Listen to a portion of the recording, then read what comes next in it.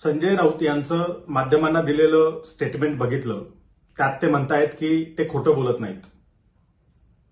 मात्र महाविकास आघाडीच्या जागा वाटपासंदर्भात माध्यमांना माहिती देताना केवळ वंचित बहुजन आघाडीमुळे हे जागा वाटप रखडलंय की काय अशा पद्धतीची माहिती दिल्या जाते. प्रत्यक्षात 15 जागांवरती या 3 पक्षांमध्ये समझोता झालेला नाही. या 15 जागा अद्याप अनसेटल्ड आहेत. त्यापैकी 10 जागांवरती काँग्रेस आणि शिवसेना या दोन्ही पक्षांनी क्लेम केलाय, दोन्ही पक्षांनी दावा ठोकलाय. तर 5 जागांवरती शिवसेना, राष्ट्रवादी आणि काँग्रेस या तिन्ही पक्षांचा दावा आहे.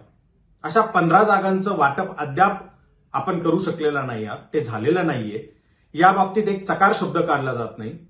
मात्र माध्यमांशी बोलताना वंचित बहुजन आघाडीमुळेच जणू काय जागा वाटप रखडलंय अशा पद्धतीचं चित्र तयार केलं जातं आणि वंचित बहुजन आघाडीच्या माथ्यावर खापर फोडण्याचा प्रयत्न केला जातो.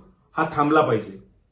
जर तुम्ही सांगताय त्या पद्धतीनं जर तुम्ही खोटं बोलत नाही तर येत्या 24 तासात या 15 जागा डिक्लेअर करा. जर तुम्ही ते 15 जागा ज्या आहेत त्या 24 तासात डिक्लेअर नाही करू शकला तर याचा अर्थ तुम्ही माध्यमांना दिलेली माहिती ही खोटी आणि अर्धवट होती हे सिद्ध होईल.